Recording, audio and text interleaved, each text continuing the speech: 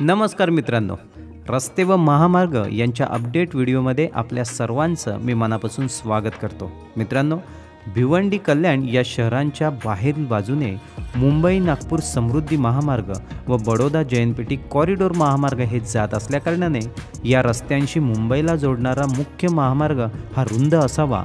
या कारणामुळे मुंबई नाशिक या मेगा हायवेच्या रुंदीकरणाचे काम सध्या सुरू आहे।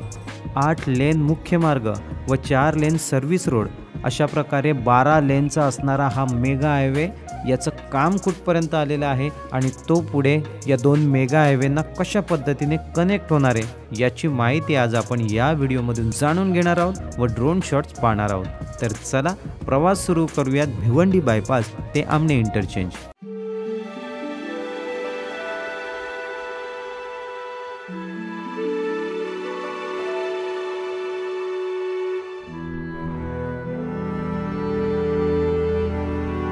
मुंबई ठाण्याच्या बाहेर पडलो की आपण मुंबई नाशिक दिल्ली या राष्ट्रीय महामार्गावर प्रवास करतो।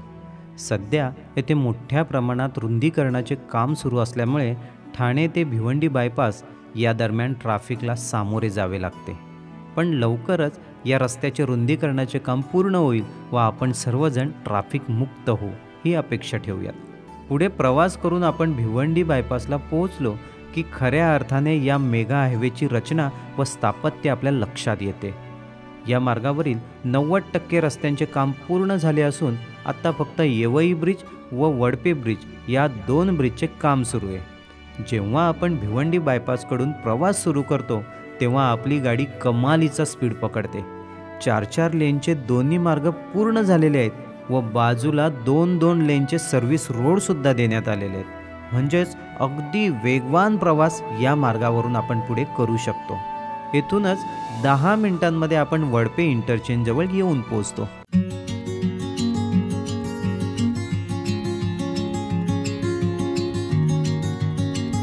समोर दिसणारा हा वडपे इंटरचेंज आहे।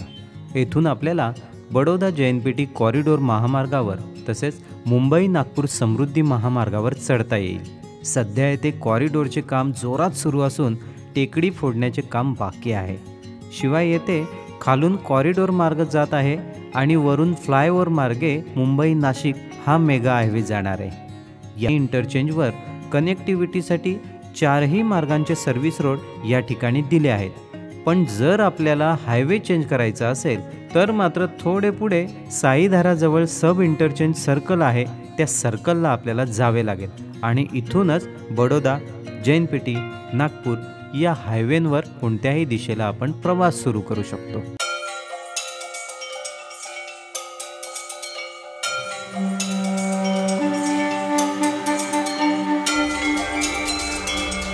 वडपे इंटरचेंजवरून आपण बडोदा जयंतपेटी मार्गाला लागलो की रस्त्याची भव्यता आपल्या लक्षात येऊ लागते।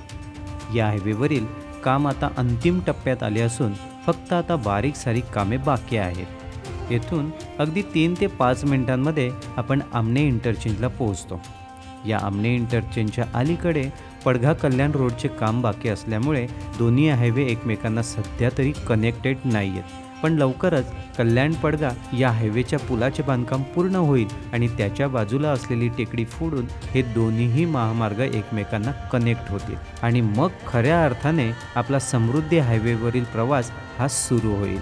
येथूनच आपल्याला नागपूरकडे जाणे हे सहज शक्य आहे।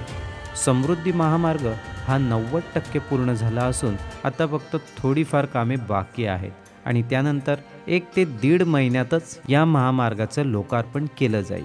लोकार्पणाची ऑफिशियल तारीख ही 31 डिसेंबर 2024 आहे, परंतु आपण थोडेसे दिवस मागे पुढे पकडून 26 जानेवारी 2025 पर्यंत समृद्धी महामार्ग खुला होईल एवढं नक्की।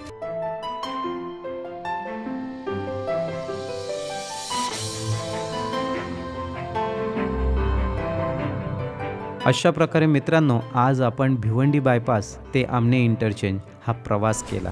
या प्रवासातील रस्त्यांचे ड्रोन शॉट आपल्याला कसे वाटले हे मला कमेंट करून जरूर कळवा। आत्ता आपण या व्हिडिओचा करूयात एंड, भेटूयात पुढील व्हिडिओमध्ये। तोपर्यंत स्वतःची काळजी घ्या। आपल्या चॅनलवरील नवनवीन व्हिडिओ पाहत राहा, लाईक करा, शेअर करा आणि आपल्या चॅनलला सबस्क्राईब करायला मात्र विसरू नका। जय शिवराय।